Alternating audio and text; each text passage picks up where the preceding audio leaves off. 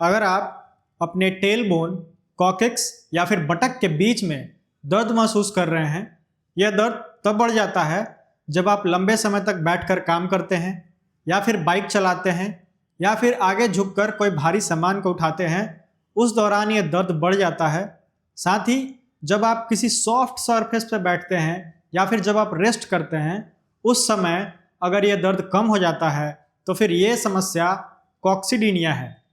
इस वीडियो में मैं आपको कॉक्सीडीनिया कैसे होता है, कॉक्सीडीनिया हो जाने पर आपको क्या करना है और कौन से समय पे कॉक्सीडीनिया होने की सबसे ज़्यादा संभावना होती है, इसके बारे में मैं डिस्कस करूंगा।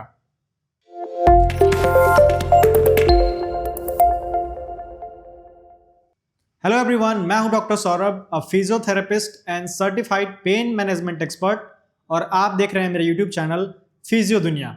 दोस्तों, अगर अभी तक आपने हमारे इस चैनल को सब्सक्राइब नहीं किया है तो ज़रूर सब्सक्राइब कर लें। यहाँ पर मैं फिजियोथेरेपी, हेल्थ और फिटनेस से संबंधित वीडियोस लाता रहता हूँ। कॉक्सीडीनिया के केस में कॉकेक्स या फिर टेल बोन, जिसे आप आम भाषा में कहते हैं, यहाँ पर हमें दर्द देखने के लिए मिलता है।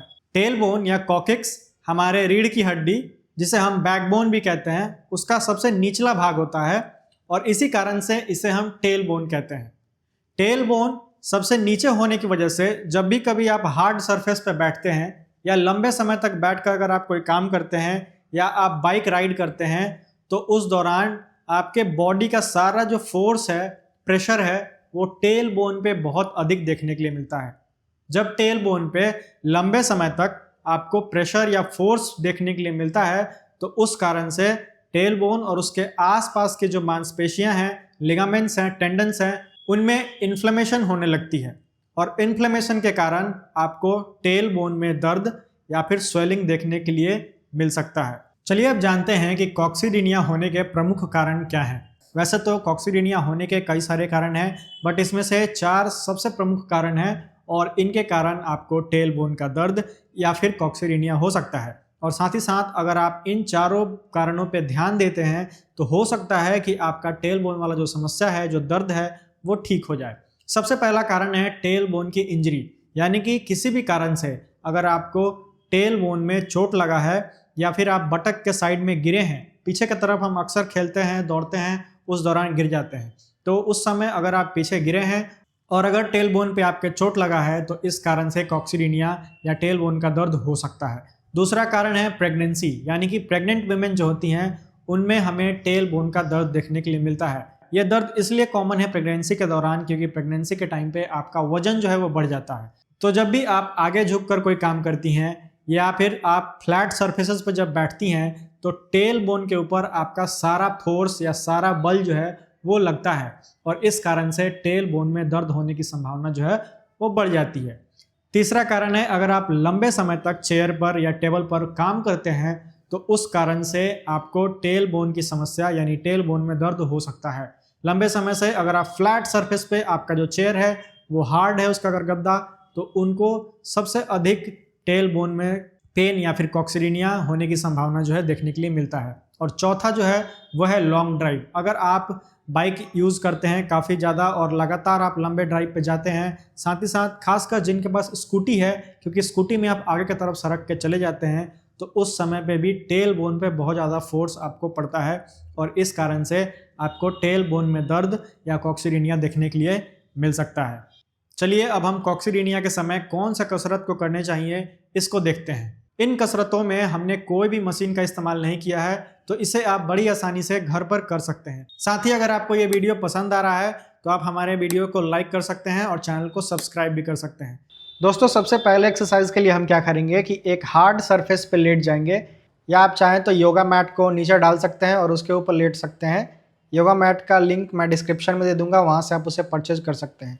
फिर आपको हाथ को बिल्कुल ऐसे बनाना है, दोनों हाथों को मिलाकर ऐसे एक बनाना है और फिर आपको अपने नी के ऊपर इसको रखना है और फिर इस नी को आपको खींच के स्ट्रेच करके अपने चेस्ट में इसको सटाने की कोशिश करना है और इसको होल्ड करके 6 सेकंड के लिए रोकना है। आप इसे काउंट करेंगे 1 2 3 4 5 6। फिर आप इसे रिलैक्स करेंगे। फिर आप अपने नी को खींचकर अपने चेस्ट की तरफ ले जाएंगे। 1 2 3 4 5 6। सिमिलरली आप इसको छोड़ेंगे और दूसरे पैर पर मैं आपको बताना चाहता हूँ। यहाँ पर भी आप अपने हाथ से ऐसा बनाएंगे और इसे नी पे रखकर अपने नी जॉइंट को या अपने घुटने को अपने चेस्ट की तरफ लेकर आएंगे और इसे यहाँ पर होल्ड करके रखेंगे इस पोजीशन में 6 सेकंड के लिए। 1 2 3 4 5 6। एक बार फिर से देख लीजिए। आपको अपने हाथ को ऐसे बनाना है और फिर क्या करना है, अपने नी पे रख कर इसे अपने चेस्ट की तरफ खींचना है। 1 2 3 4 5 6। इसे आप ऐसे रख के रोक सकते हैं। दोस्तों, स्टार्ट करने के लिए इस एक्सरसाइज को आप 6 सेकंड के लिए होल्ड कर सकते हैं। इन सारे एक्सरसाइजेज में ये लागू होगा। धीरे धीरे जब आप इससे और ज़्यादा चाहें तो बढ़ाकर 10 सेकंड के लिए भी होल्ड करके रख सकते हैं। अब हम क्या करेंगे कि अपने पैर को ऐसे ऊपर उठाकर मोड़ेंगे और मोड़ने के बाद 4 जैसे हम लिखते हैं 4 लिखने के जैसा बनाएंगे और फिर हम इस स्ट्रेच को करेंगे। इसे हम फिगर 4 स्ट्रेच भी कहते हैं। इसमें आप अपने हाथ को ऐसे करके रखेंगे और यहाँ पर लगाकर अपने पैर की तरफ लाएंगे और इसे खींचकर वैसे ही अपने चेस्ट की तरफ खींचने की कोशिश करेंगे। जब आप ऐसा करेंगे तो आपके इस जगह पे बटक के साइड में आपको स्ट्रेच फील होगा, खिंचाव फील होगा, तनाव फील होगा और इससे आपको घबराना नहीं है। ये इसी मसल के स्ट्रेच के लिए हम इस एक्सरसाइज को कर रहे हैं। तो आपको ऐसे इसको करना है और करने के बाद होल्ड करके इसी पोजीशन में रखना है 6 सेकंड के लिए। 1 2 3 4 5 6। फिर आप इसे धीरे धीरे छोड़कर रिलैक्स पोजीशन में जा सकते हैं। फिर से आप इसे यहाँ पर हाथ रखेंगे। एक बार फिर से देख लीजिए। इसे आप खींचेंगे 1 2 3 4 5 6। फिर आप इसे छोड़ देंगे। सिमिलरली इस एक्सरसाइज में आप दूसरे पैर को कैसे कर सकते हैं, इसको भी आप ऐसे मोड़कर और अपने पैर पर रखेंगे। ऐसा शेप बनाएंगे जैसे हम 4 लिखते हैं ना, नंबर, उसको लिखेंगे और इसे मोड़कर यहाँ पर अपने हाथ से अपने थाइस को हग करेंगे और उसके बाद से अपने चेस्ट की तरफ खींचेंगे। 1 2 3 4 5 6। फिर आप इसे धीरे धीरे छोड़ सकते हैं। 6 सेकंड रोकने के बाद मैं एक बार फिर से आपके लिए रिपीट कर रहा हूँ। इसे आप अंदर की तरफ खींचेंगे चेस्ट के पास और होल्ड करके रखेंगे इसी पोजीशन में 6 सेकंड के लिए। 1 2 3 4 5 6। फिर आप इसे छोड़ देंगे। अब तक हमने 2 एक्सरसाइजेस कर लिए हैं। अगले एक्सरसाइज के लिए दोस्तों हम इस पोजीशन में आ जाएंगे। अपने पैर को आगे रखेंगे, इस पैर को ऐसे फोल्ड करके रखेंगे और नी के ऊपर आप ऐसे खड़े हो जाएंगे। आगे जाएंगे थोड़ा सा और हाथ ऊपर उठाकर आपको बिल्कुल ऐसे साइड में टर्न लेना है। टर्न होने के बाद आप यहाँ पे भी इस पोजीशन को होल्ड करके रख सकते हैं। 1 2 3 4 5 6। फिर आप इसे रिलैक्स कर सकते हैं। सिमिलरली इस पोजीशन को आप दूसरे पैर को भी ऐसे आगे रख सकते हैं। ये पोजीशन आपको होल्ड करना है। इस पोजीशन पे हाथ ऊपर उठाएंगे और आपको साइड में ऐसे टर्न ले लेना है। इस एक्सरसाइज से भी आपको टेल बोन में जो दर्द है या कॉक्सिडिनिया है उससे आपको राहत मिलेगा।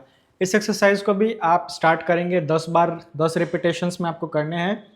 6 सेकंड के लिए आप इस पोजीशन को होल्ड कर सकते हैं और धीरे धीरे आप इसे 10 सेकंड के लिए भी होल्ड करके रख सकते हैं कि आप इस वाले पैर को दूसरे पैर को चेंज कर लेंगे और फिर धीरे धीरे पीछे की तरफ जाएंगे और इस पे बैठने की कोशिश करेंगे और पिजन की तरह आप इस पोजीशन में आ सकते हैं।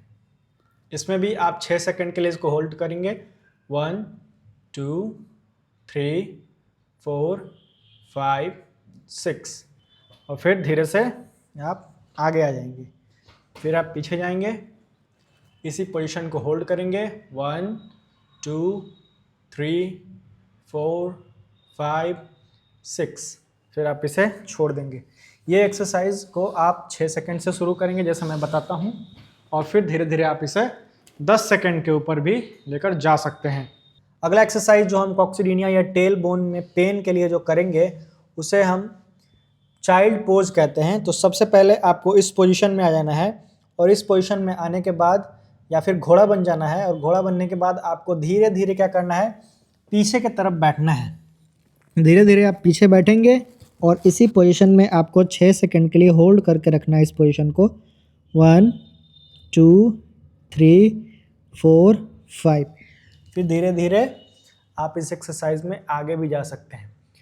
फिर आप कुछ देर रुकने के बाद पीछे जाएंगे और इस पोजीशन को होल्ड करके रखेंगे। 1 2 3 4 5 6। फिर आप क्या करेंगे, धीरे से सीधे हो जाएंगे। इस एक्सरसाइज में थोड़े से चेंजेस भी हैं। आप चाहें तो कुछ लोग ऐसे भी करते हैं कि पीछे ऐसे बैठ जाते हैं और फिर अपना हाथ आगे रखकर स्लोली वो हाथ को आगे लेकर जाते हैं और फिर इस पोजीशन में आते हैं। तो ये एक्सरसाइज चाइल्ड पोज आप ऐसा भी कर सकते हैं, और फिर आप इसको स्लोली पीछे की तरफ भी खींच के रख सकते हैं, ऐसे ही बैठ के कर सकते हैं। फिर आप इसको स्लोली आगे भी बढ़ा सकते हैं, और वहीं आपको 6 सेकंड के लिए इस पोजीशन को रोक के रखना है। स्टार्ट करने के टाइम पे धीरे धीरे जैसे आपको अच्छा फील होने लगता है आप इसे 10 सेकंड के लिए भी रोक के रख सकते हैं। तो फ्रेंड्स, ये थे कुछ एक्सरसाइजेज जो आप कॉक्सीडिनिया यानी कि टेल बोन में दर्द के दौरान कर सकते हैं। ये आसान एक्सरसाइजेज आप घर पे कर सकते हैं, इसमें किसी भी इक्विपमेंट या मशीन की ज़रूरत नहीं है। दोस्तों, आपको इन कसरतों को सुबह और शाम अच्छे से करना चाहिए। 10-10 बार आप इनको कर सकते हैं स्टार्ट करने के लिए, और हर एक्सरसाइज को आप 6 सेकंड के लिए रोक सकते हैं। धीरे धीरे जब आप अच्छा फील करने लगे, आपको करने में थोड़ा सा एक्सरसाइज कॉन्फिडेंस हो जाए, तो आप इसे 10 सेकंड के लिए भी होल्ड करके रख सकते हैं। दोस्तों, ये थे कुछ आसान एक्सरसाइजेज जो आपको कॉक्सीडिनिया या फिर टेल बोन के दर्द के दौरान करने चाहिए। ये एक्सरसाइजेज बहुत ही आसान है। इन कसरतों में किसी भी मशीन या इक्विपमेंट की ज़रूरत नहीं है। आप घर पे मात्र आधे घंटे में इन कसरतों को कर सकते हैं। साथ ही दोस्तों, अगर आप हमसे ऑनलाइन कंसल्टेशन बुक करना चाहते हैं तो नीचे दिए गए नंबर्स पे व्हाट्सएप करके आप हमारे लाइव 1-to-1 कंसल्टेशंस बुक कर सकते हैं। यहाँ पर मैं लाइव वीडियो कॉल के थ्रू आपके समस्याओं को समझकर, आपके रिपोर्ट्स को देखकर एक कस्टमाइज ट्रीटमेंट प्लान या एक्सरसाइज प्लान बताता हूँ, जिसके थ्रू आप और आसानी से और बहुत ही स्पीडी तरीके से आप अपने रिकवरी को पा सकते हैं। धन्यवाद।